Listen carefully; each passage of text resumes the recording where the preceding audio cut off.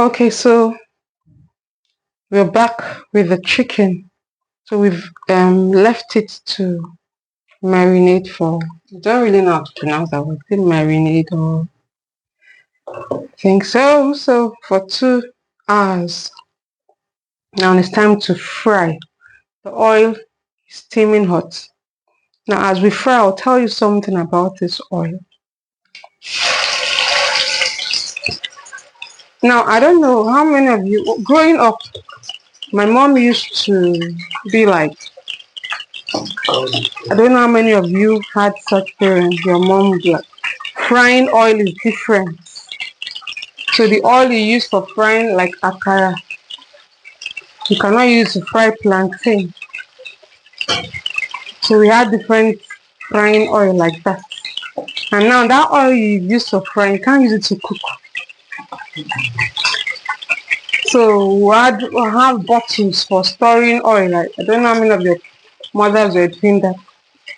So it wasn't until recently, let's say maybe you get to 10 years, maybe 5, 6 years ago, that my sister was sharing with me that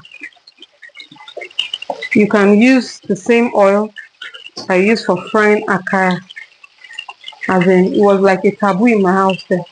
I can use the same oil to fry chicken. So this oil I use it to fry akara.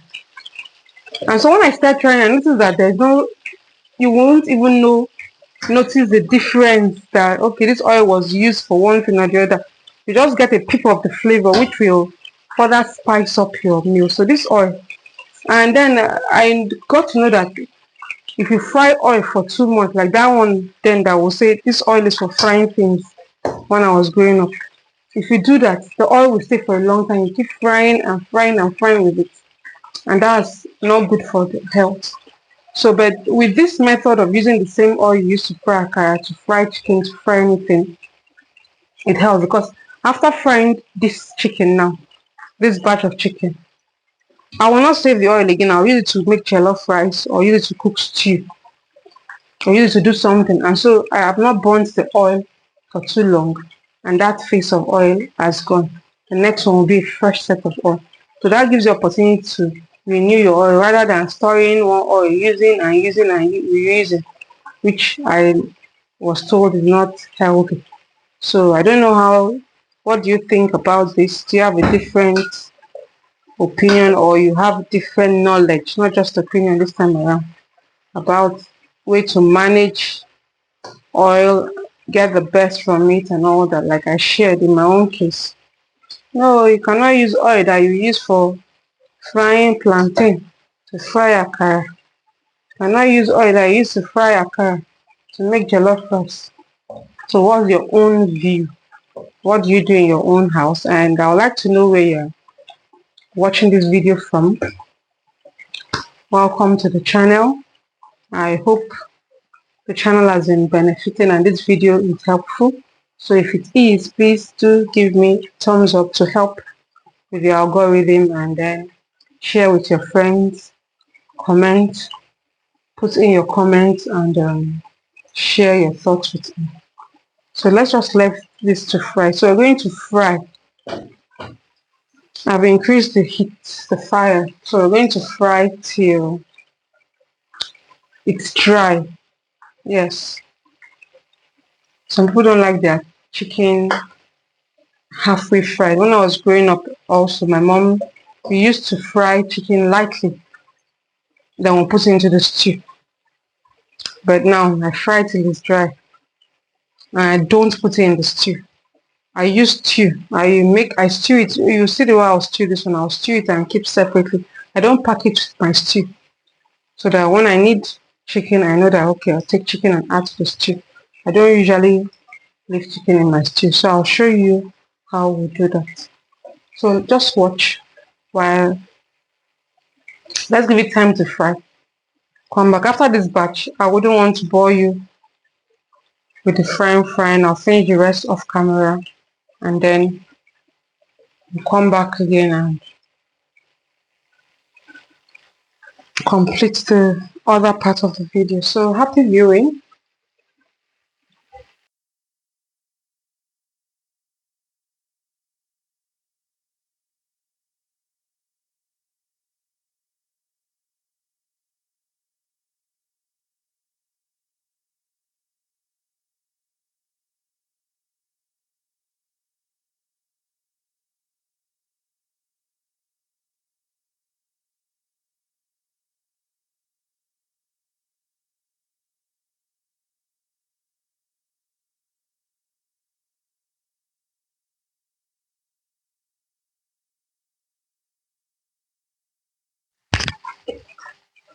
Okay, so it's not yet dry enough. I really want it to be dry. So just some minutes time I'll take it out. Then fry the rest of camera so I don't bore you. The important thing is you've learned the how to season it, frying it. So this is how I like mine. Like it to be dry. And since we didn't cook it, it's good to give it time to use the frying heat to go into to penetrate and cook it properly because with chicken you need to cook properly to avoid any um, kind of form of rawness. With that, you're exposing yourself to um, maybe diseases or things like that, infections. So it's good to adequately cook your chicken. Some people will not even fry it, they must boil. But if you can leave it to dry well, it's good. But anytime you bite chicken, then you see blood inside. That chicken is not good for consumption. So you need to be careful. So cook properly, fry properly. So we're still going to give it time to dry. Then I'll continue the chicken, the frying of the next set. So I'll see you later when I'm done all the frying. I'll show you how I steam this chicken, as in how I season and use tomatoes and all that. So I'll still make my stew, but I won't put it in the stew. So I season it, use tomatoes and all that to make it, to spice it up. Then pack it separately while the stew I pack it separately. So see you later. Our chicken looking yummy, dry. Look how the inside is. Let me open up this so you see how dry it is. You can hear that crunch. Very dry and crunchy and yet wet inside. So this is what we want to get. And it's spicy. Though I didn't add pepper because now I'm going to use pepper to season it. So this is pepper. Of course, I'm not using everything. I'll take part of this. I have some tomatoes here. I'm going to make stew with this, but I'll take from it to garnish this. Then I have my onion. Now this onion was from the seasoning. The onion that was left over from the marinated chicken. So we're not going to throw that away because it's packed with goodness. Just like we're not going to throw the oil away, of course, we know that. So we're going to use this in seasoning and in spicing up either the stew or the chicken. So I'll quickly work on the chicken now. Show us how I'll spice it up while show how it to be spiced up, and then after that I'll make the stew. But so this stew is going to be, well, we'll talk about the stew when it's time for stew. So let's focus on the chicken now, garnishing it and making it juicy,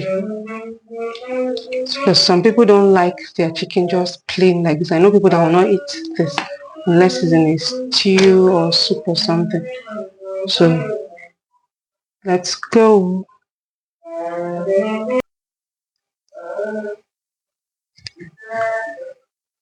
So this is our oil on fire already. So let's let's do the seasoning. Sorry, the garnishing of our.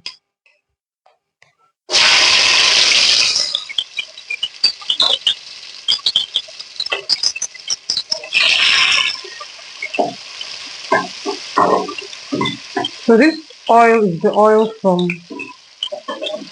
frying the chicken, of course.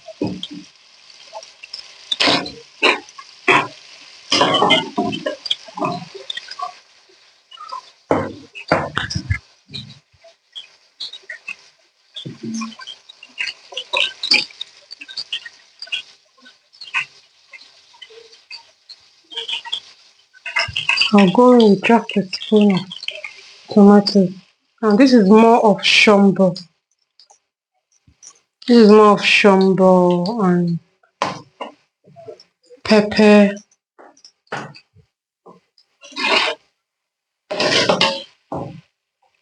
shombo pepper, and so these ones are smoothly blended. So that's why I had to get this roughly blended pepper so that it will, you know what I mean, add some, add its own garnishing when it's too. Let's just fry.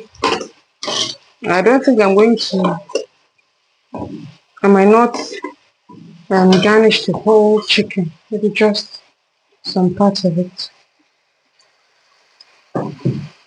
So we allow this to fry for some time. Remember, this has water. We really do not want the water to dry up a bit before we put the pepper and our spices. We're going to need more spice for this.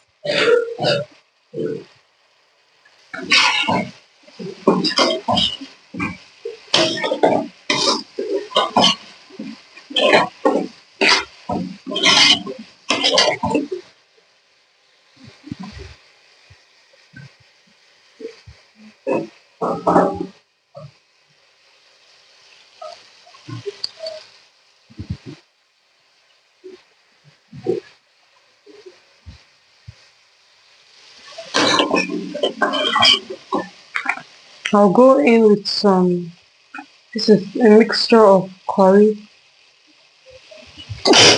excuse me, mixture of curry and thyme.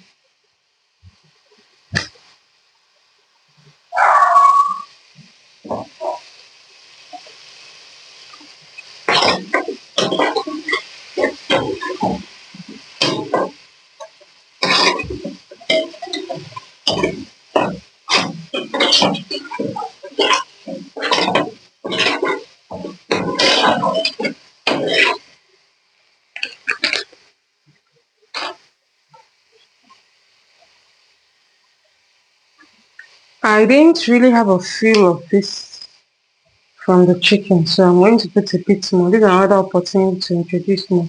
This is a mixture of cinnamon and clove blended together. Just try to be careful so I don't put too much of that, and I'll go in with my Maggi. I do not want the pepper to be too dry, so I'm going to go in with this. The pepper is put at this time so that it enhances the garnishing. Remember, we already have some pepper there. I was even forcing it to sneeze. So for this one, so that the color is not missed.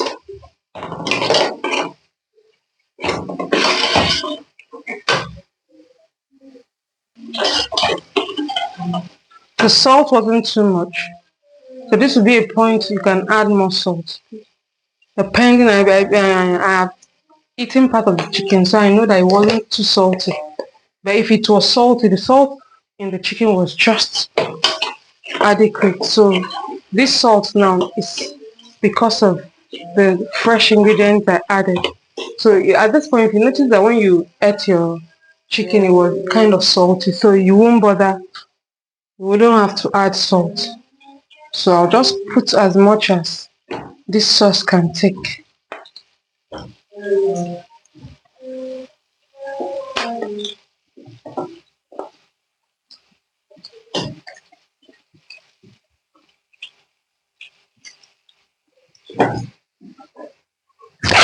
Excuse me.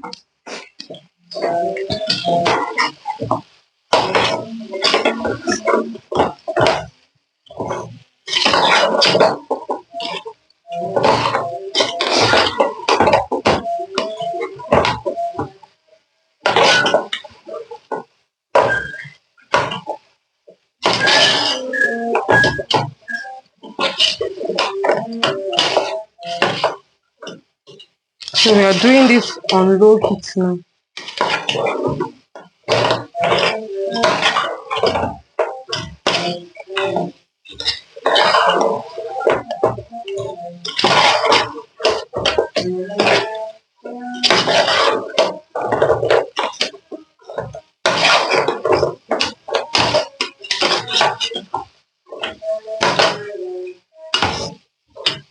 Some people put water at this point and cover it, but I do not want to do that. I want it to be dry. I want to maintain the dryness. The water, I think it's advisable to do that when you're garnishing beef. But for my chicken, I like it dry. So at this point, I'm just cooking on low heat.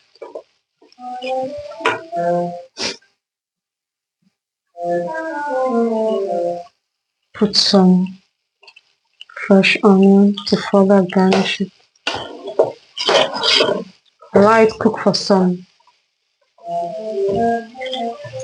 minutes.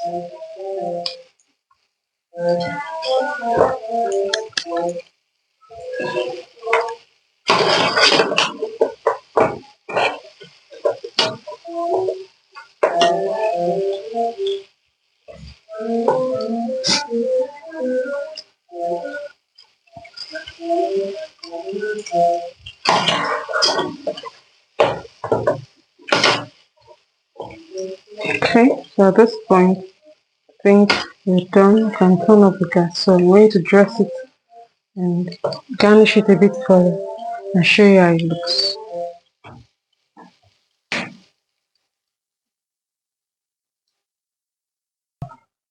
Okay, so like I promised, we have before us our garnished, spicy, well seasoned, fried, dry, lovely, succulent chicken. If you've been here with me, thanks so much for your patience, and I believe you've learned one or two things from this. This channel is all about basics, basic steps, methods of cooking. And like I always say, it's okay to tweak it and do you. So for me, this was what I did today, and I hope you've learned one or two things to give yourself a new recipe or a different way of frying. Of course, I believe in frying chicken, but this was might be a different way of frying and garnishing. So this is just rings of onion, just cut onion and sprinkle on, and then I had this vegetable stored in my fridge, so I just use it to garnish it, and that's about that. So thanks so much for always joining in. Remember to share, like, to help the algorithm, share and subscribe for more. Thanks so much. Bye.